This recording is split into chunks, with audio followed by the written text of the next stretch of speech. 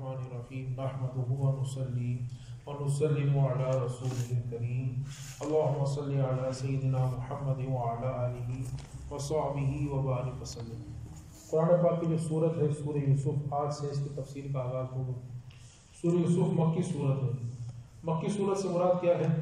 پیارے آقا علیہ السلام کے ہجرت فرمانے سے پہلے یہ صورت نازل ہوئی ہے۔ مکی صورت کا یہ مطلب نہیں ہوتا کہ مکہ مکرمہ میں نازل ہوئی ہے یا دور اس میں انکمپلیٹ نہیں ہے۔ مکی صورت کا مطلب ہے کہ ہجرت سے پہلے نازل ہوئی ہے، اور ہجرت کے بعد جو صورت نازل ہوگی اسے مدنی صورت کہتے ہیں۔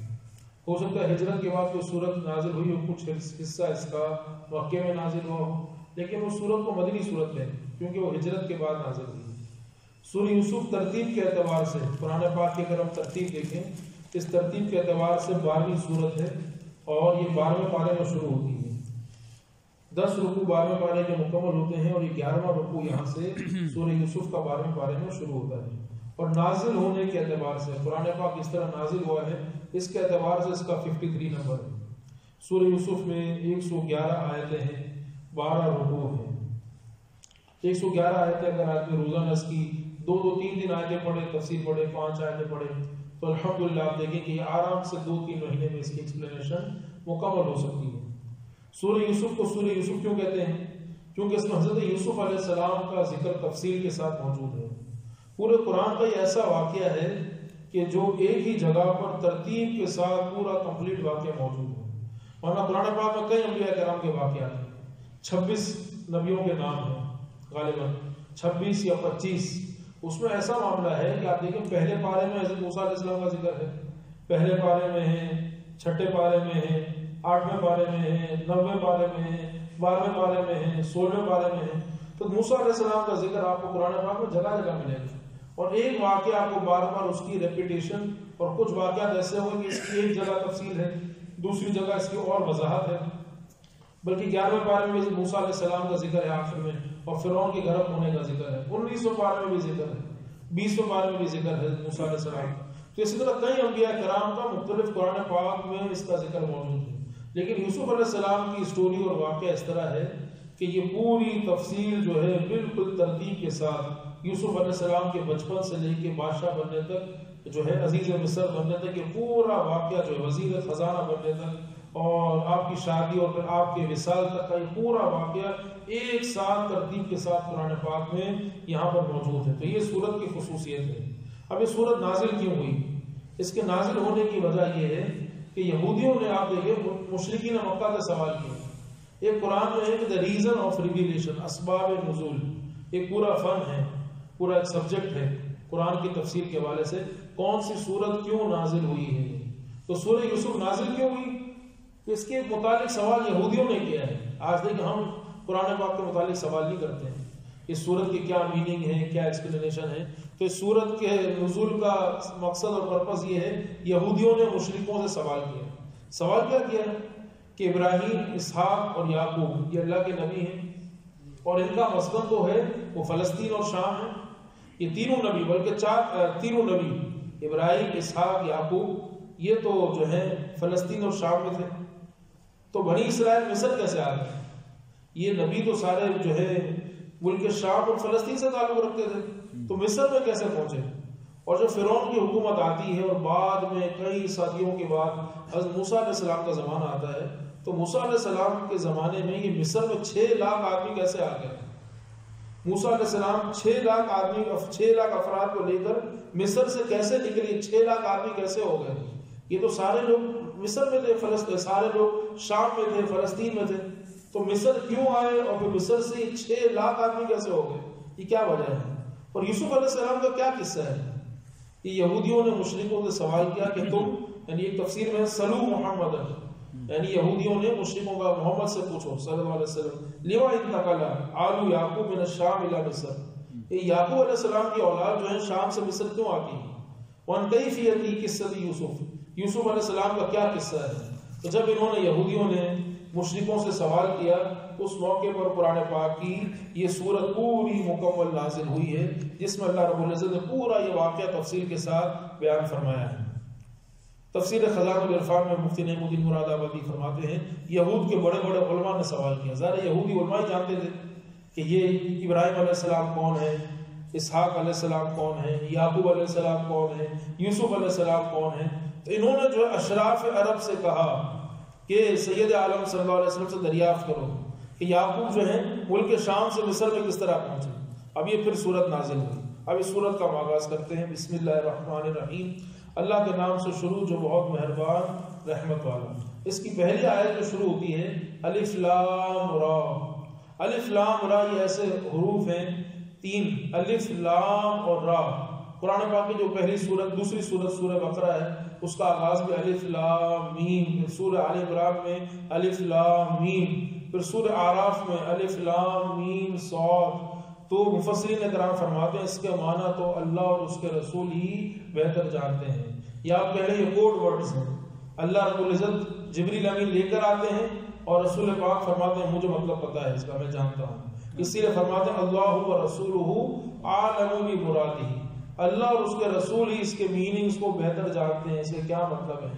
بعض اللہ کے نیک بند اولیاء کاملین ایسے ہیں کہ جن کو حضور علیہ السلام کے وسیلے سے ان میننگز کا پتہ چل جاتا ہے. جیسا کہ ایک جگہ تفسیر میں انڈیا کے بہت بڑے عالم ہیں تفسیر اشرفی میں شیخ الاسلام مدنی میاں نے اس کی تفسیر یوں فرمائی ہے. وہ فرماتے ہیں کہ الف لام را، کہتے ہیں کہ الف کا معنی اللہ ہے، الف کا معنی اللہ کی وحدانیت ہے. لام سے مراد اس کے لطائف ہیں، لطائف لطف، لطائف احدیت. اور را سے مراد رحمان و رحیم ہے. یعنی اللہ رب العزت کی ذات کے جو لطائف ہیں وہ اپنے خاص بندوں پر ہوتے ہیں. اللہ تعالیٰ کی جو خاص رحمتیں ہیں جیسے کہ ولایت ملنا، کرامتوں کا ظہور ہونا یا معجزات کا نبیوں سے ظاہر ہونا، یہ لطائف ہیں اللہ کے خاص بندوں کے لیے. جبکہ را سے مراد اللہ کا رحمان و رحیم ہونا ہے، یہ سب کے لیے ہے. اللہ تعالیٰ کی رحمت بارش سب کے لیے ہے، دھوپ سب کے لیے، ہوا سب کے لیے، یہ اللہ کی رحمت ہے. جانوروں کے لیے پانی، ہر چیز اللہ کی رحمت، یہ را مراد ہے. تو انہوں نے الف لام را کی تفسیر اس طریقے سے کی ہے. تلک آیات الکتاب المبین، یہ روشن کتاب کی آیتیں ہیں، یہ روشن کتاب کی آیتیں ہیں. قرآن پاک کو فرمایا مبین، روشن. مبین کا معنی کیا ہوتا ہے؟ جو خود بھی روشن ہو، دوسروں کو بھی روشن کر دے. تو قرآن پاک کو فرمایا مبین، روشن کرنے والا، بالکل کلیئر، واضح، کوئی چیز اس میں شبہ نہیں ہے اس کے اندر. ایک معنی اس کا واضح، بالکل کلیئر ہونا، ایک معنی اس کا روشن ہونا. تو قرآن کا معنی اگر روشن کریں، روشنی والا کریں، تو جو قرآن سے وابستہ ہوگا اللہ تعالیٰ اس کو بھی روشن کر دے. اور پھر آگے فرمایا اِنَّا أَنزَلْنَاهُ، یہ اس کے دوسری آیت شروع ہوتی ہے.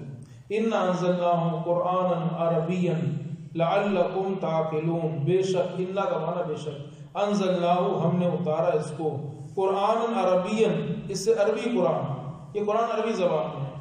لعلکم تعقلون، تاکہ تم سمجھو. اب عربی قرآن ہے، پتہ ہی چلا کہ قرآن کا جو ڈائلیکٹ ہے اور قرآن جو نازل ہو عربی زبان میں نازل ہو. اگر آپ کسی زبان کو سمجھنا چاہتے ہیں تو ایک تو آپ کو کسی ملک میں جاتے ہیں اور زبان لوگوں سے کمیونیکیشن کرنا چاہتے ہیں تو آپ کو وہاں کی زبان سیکھنی پڑے گی، وہاں کی زبان بھی سیکھنی پڑے گی. اور خاص کر قرآن پاک ہے، دین کو سمجھنا چاہتے تو عربی زبان سیکھنی پڑے گی. پھر عربی زبان کا ڈائلیکٹ ہے، اس کو پڑھنا ہے، تلفظ کرنا ہے. تو جب تک اس کا تلفظ ٹھیک نہیں ہوگا تو آپ کی نماز بھی درست نہیں ہو سکتی ہے. تو اللہ رب العزت نے قرآن کو عربی زبان میں نازل کر دیا. یہ قرآن کے سمجھے کہ قرآن عربی زبان میں اور عربی زبان کی فضیلت ہے. تو یوں کہہ لیجیے کہ مسلمانوں کی یونیورسل جو انٹرنیشنل زبان جو عربی زبان ہے. ہر مسلمان کو عربی زبان سیکھنے سے محبت ہونی چاہیے، تھوڑا بہت اس کو شوق ہو. یہاں پر بھی ملاوی میں جو ہے کتنے لیبنیز اور شامی ہیں، جب وہ کسی عربی آدمی سے بات کرتے ہیں بہت خوش ہوتے ہیں. کل رات میری بات ہوئی تو وہ پہلی دفعہ کہہ رہے ہیں کہ کسی امام نے ہم سے عربی زبان میں بات کی. ہمیں بھی بات کرنے بڑی خوشی ہوتی ہے کہ یار دیکھو یہ وہ زبان ہے جو پیارے آقا علیہ السلام کی زبان ہے. تو یہ عربی زبان لعلکم تعقلون، تاکہ تم سمجھو. تو قرآن پاک کی تفسیر کا ایک مقصد، قرآن پاک کے نزول کا ایک مقصد، اس کی معراج کیا ہے؟ انسان جب دنیا کے لیے کوشش کرتا ہے تو قرآن سیکھنے میں سستی کیوں کرتا ہے؟ فرمایا لعلکم تعقلون، تاکہ تم سمجھو، تم سمجھو اس کو. قرآن پاک صرف پڑھنے کے لیے نہیں ہے، سمجھنا بھی ہے. یعنی آدمی کے معراج یہ ہے کہ آدمی اس کو سمجھنے کی کوشش کرے. قرآن پاک کو سمجھنا یہ اصل مقصد ہے اس کا. پڑھنا تو آپ سمجھیں کہ آپ نے شروع کیا ہے اس کی برکتوں کو حاصل کرنا، اور آپ نے سیکھے، اس میں کوئی حرج نہیں. روزانہ ایک آیت سیکھے، ایک حرف سیکھے. کسی کو پڑھنا نہیں آتا، پڑھنا سیکھے، پڑھے گا نہیں صحیح تو اس کی نماز درست نہیں ہوگی. مثلا اس کے عموماً جو لوگ درس اور لیکچرز وغیرہ میں بیٹھتے ہیں وہ جانتے ہیں کہ عربی زبان میں اتنا اس کے پروناؤنسیشن میں فرق ہے کہ جیسے نقطے والا قوف ہے یا کینچی والا اردو میں ہم قوف کہتے ہیں، قوف نقطے والا، تو اس میں قلب کا معنی دل ہوتا ہے، اور نقطے ہٹا دیں اور دوسرا کاف کریں تو اس کا معنی کتا ہوتا ہے۔ ایسے نقطے ڈاٹس ہٹا دیں، ڈاٹس جیسے کہ انگلش میں آئی اور ایل، آئی کے اوپر نقطہ ہوتا ہے، ایل کے اوپر کوئی نقطہ نہیں ہے، تو پھر اس عربی زبان میں اگر نقطہ ہٹا دیں تو جو ہے دل سے کتا بن جائے گا۔ ہم کہ سورہ یاسین قرآن کا دل ہے، اور نقطے ہٹا دیں تو معاذ اللہ یہ لفظ اگر یہ چینج ہو گیا تو یہ کتے کے معنی میں آ جائے گا۔ تو اس طرح جو ہے قرآن پاک کے تلفظ میں اور الفاظ میں عربی زبان میں اتنی وسعت ہے اور اس کو سیکھنا اتنا ضروری ہے۔ یہ 2 آیت اس کی کمپلیٹ ہوئی۔ اللہ تعالیٰ ارشاد فرماتا ہے نحن نقص علیک احسن القصص، ہم تمہیں سب سے اچھا بیان سناتے ہیں، ہم بیان کرتے ہیں علیک تمہیں احسن القصص سب سے اچھا قصہ، بما اوحینا الیک ھذا القرآن اس لیے کہ ہم نے تمہاری طرف اس قرآن کی وحی بھیجی ہے، وَإِن كُنْتَ مِن قَبْلِهِ لَمِنَ الْغَافِلِينَ اگرچہ بے شک اس سے پہلے تمہیں خبر نہ تھی، یعنی اس وحی کے آنے سے پہلے یوسف علیہ السلام کی قصے کی خبر اتنی تفصیل کے ساتھ نہیں تھی، تو ہم تمہیں بیان کرتے ہیں، ہم تمہیں بیان کرتے ہیں احسن القصص سب سے بہترین قصہ۔ تو یہ سورہ یوسف کو اللہ رب العزت نے یہاں پر قرآن پاک کا سب سے بہترین قصہ بیان کیا۔ کیوں؟ اس کی وجہ کیا ہے؟ کہتے ہیں کہ اس میں بہت سی یونیک باتیں ہیں، عجائب ہیں، غرائب ہیں، نصیحتیں ہیں، بادشاہوں کی باتیں ہیں، علماء کی باتیں ہیں، لوگوں کی باتیں ہیں، خواب کی تعبیر ہے، اور عورتوں کے مسائل ہیں، اور جب دشمن تکلیف دے تکلیفوں پر صبر کس طرح کرنا چاہیے، یہ ساری باتیں اس پر موجود ہیں۔ اور پھر تفسیر کبیر میں امام فخر الدین رازی رحمۃ اللہ تعالی علیہ فرماتے ہیں کہ معاف کر دینا، درگزر کرنا، اس قصے اچھا پھر اس قصے کی گہرائی کو جو سمجھتا ہے تو وہ نیک سیرت بن جاتا ہے، جبکہ پوری سورت کو سمجھنے کی کوشش کرتا ہے تو سورت کی برکت سے اس کے اندر بھی نیک خوبیاں پیدا ہو جاتی ہیں۔ پھر ایک جگہ فرمایا اس کی تفصیل میں کہ سب سے بہترین قصہ کیوں ہے؟ اس میں حسد کا بیان ہے، حسد سے آدمی تباہ ہو جاتا ہے۔ پھر اس میں صبر کا ذکر ہے سورت میں، کہ صبر جو ہے آدمی کی مشکلوں کو دور کرتا ہے، جب آدمی صبر کرتا ہے تو کامیاب ہو جاتا ہے۔ لما صبر فاز بھی مقصود ہی اپنے مقصد کو پا لیتا ہے۔ یعقوب علیہ السلام نے صبر کیا، کتنے سالوں تک اپنے بیٹے کے لیے صبر کیا۔ وَكَذَلِكَ فِي حَقِّ یوسف علیہ السلام نے کتنے سال اپنے باپ سے ملنے کے لیے، اپنے والد صاحب سے ملنے کے لیے صبر کیا۔ اس صورت میں جو ہے صبر کا ذکر ہے۔ پھر سب سے اہم بات امام فخر الدین رازی علیہ رحمہ فرماتے ہیں، یہ خاص کر ہمیں نوٹ کرنے کی بات ہے۔ آج کل بعض لوگ جعلی عاملوں کے چکر میں لگے آتے ہیں اور کہتے ہیں آپ پر جادو ہو گیا، یہ ہو گیا۔ یہ دیکھیں سب سے اہم عقیدے کی بات ہے اور آدمی کے دین کی بنیاد ہے۔ اللہ رب العزت پر بھروسہ ہونا چاہیے۔ اس کی وجہ فرماتے ہیں لا دافع لقضاء اللہ ولا مانع من قدر اللہ، اللہ تعالیٰ کے فیصلے کو کوئی روک، اللہ تعالیٰ کے فیصلے کو کوئی بدل نہیں سکتا ہے، اللہ تعالیٰ کے فیصلے کو کوئی بدل نہیں سکتا ہے، اور جو تقدیر ہے اس کو کوئی روک نہیں سکتا ہے۔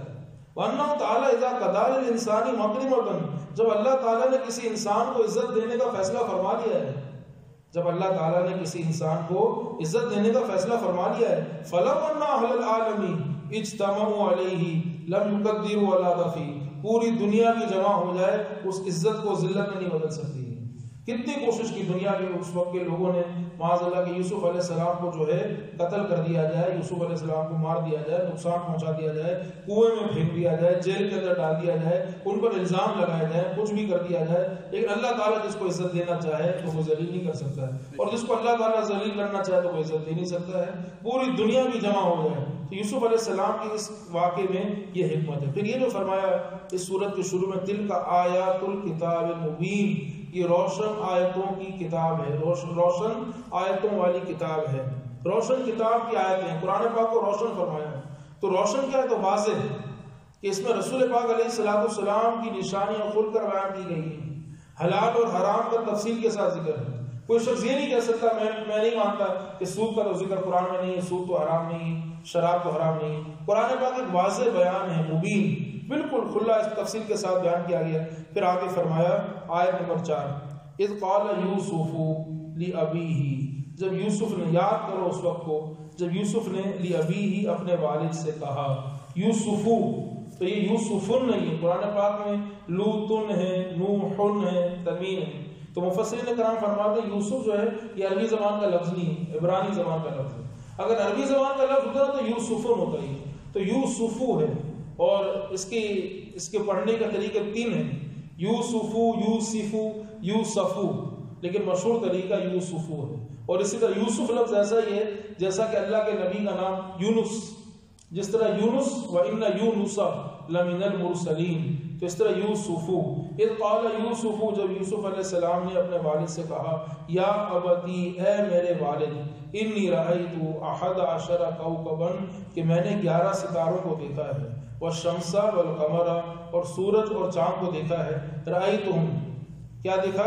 رأیت، میں نے ان کو دیکھا، لی ساجدین، کہ وہ مجھے سجدہ کرتے ہیں. کہتے ہیں کہ یوسف علیہ السلام کی عمر ایک تفسیر کے مطابق جو ہے آپ کی عمر 7 سال تھی یا آپ کی عمر 12 سال تھی. ایک جگہ میں نے پڑھا کہ یوسف علیہ السلام جو ہے اپنے والد صاحب کی گود میں سوئے رہے تھے، اچانک سے نیند سے چونک کر اٹھے اور آپ کے والد صاحب نے پوچھا کیا ہوا؟ اب کہتے ہیں کہ شب جمعہ تھی اور شب قدر تھی. شب قدر میں یوسف علیہ السلام نے خواب دیکھا اور شب جمعہ بھی تھی. اور پھر یعقوب علیہ السلام کو پورا آپ کے والد جو یعقوب علیہ السلام ہیں ان کو ایک خواب بنا. اور آپ یہ سمجھ لیں خاندان ہی نبیوں کا ہے. نبی پاک علیہ السلام کی بڑی مشہور حدیث ہے، اس کے راوی عبداللہ بن عمر ہے کہ نبی پاک علیہ السلام نے فرمایا الکریم ابن الکریمی ابن الکریمی ابن الکریمی. یہ میں نے آپ کو توڑ کے بتایا ہے ورنہ اس کے اعراب میں چینج ہوگا. الکریم یعنی یوسف، ابن الکریم، Karim son of Karim, son of Karim, son of Karim, یعنی عزت والا، اس کا عزت والا، عزت والے کا بیٹا، عزت والے کا بیٹا، عزت والے کا بیٹا. یہ 4 ہیں، A son of B, B son of C, C son of D.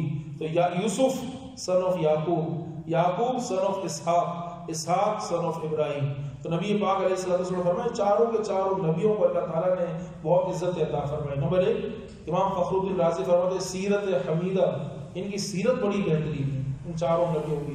صورت جمیلہ، صورت ان کی بڑی اچھی ہے. پھر ان کو علم اللہ تعالیٰ نے عطا فرمایا.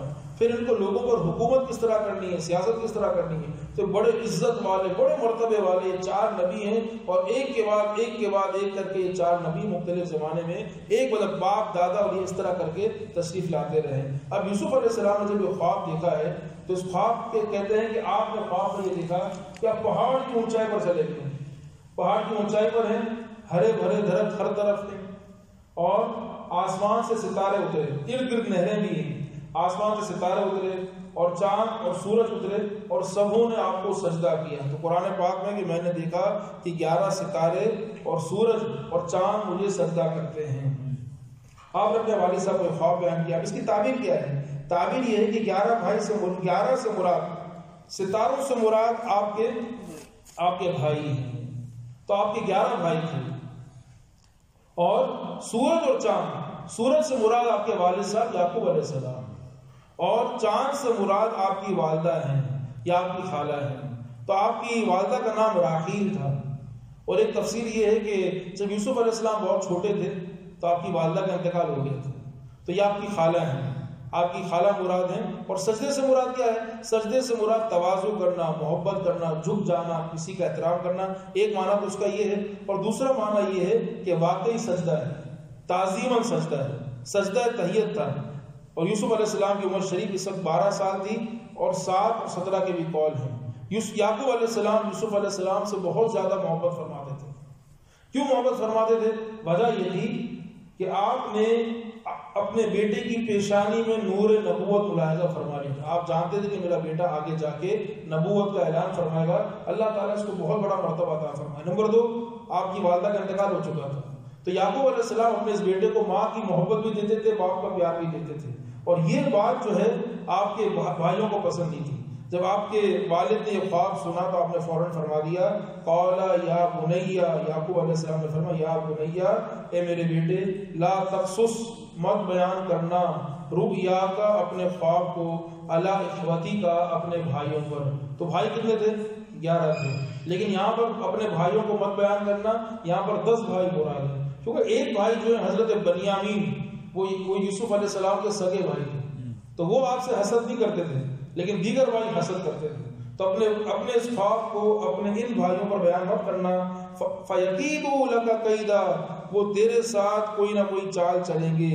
ان الشیطان للانسان عدو مبین، بے شک شیطان انسان کا کھلا دشمن ہے. مبین، کھلا دشمن ہے. قرآن پاک کی کیسے شان ہے. سورہ یوسف شروع ہوتی ہے قرآن پاک مبین ہے اور شیطان بھی مبین ہے. شیطان کھلا دشمن ہے اور قرآن پاک کھلا بیان ہے. یعنی جس طرح قرآن پاک میں کھل کر ہر چیز ہمارے لیے بیان کر دی ہے، ہمارے لیے اس میں کامیابی ہے، تو شیطان میں بھی ایسی ہی ہمارے لیے ذلت اور رسوائی ہے. قرآن کو پکڑیں گے تو کامیاب ہوں گے، شیطان کے پیچھے جائیں گے تو ذلیل و رسوا ہو جائیں گے. انشاءاللہ آج کا وقت بھی پورا ہو گیا، باقی تفصیل میں انشاءاللہ کل بیان کروں گا کہ اگر آدمی خواب دیکھے تو کیا کرنا چاہیے، کس کو بیان کرنا چاہیے، برا خواب دیکھے تو کیا پڑھنا چاہیے، اور پھر اس خواب کی کیا اور تعبیر ہے، اس خواب کے بعد کیا ہوا. تو آیت نمبر 6 سے انشاءاللہ کل میں آپ کی خدمت میں تفصیل بیان کروں گا. اللہ تعالیٰ ہم سب کو قرآن پاک کا نور عطا فرمائے اور اس صورت میں جو موجود ہے لعلکم تعقلون، تاکہ تم اس سے سمجھو، عبرت حاصل کرو. تو اللہ تعالیٰ ہمیں اس قرآن پاک کے اس آیت کریمہ کے فلسفے پر، فلسفی پر عمل کرنے کی توفیق عطا فرمائے. اللہ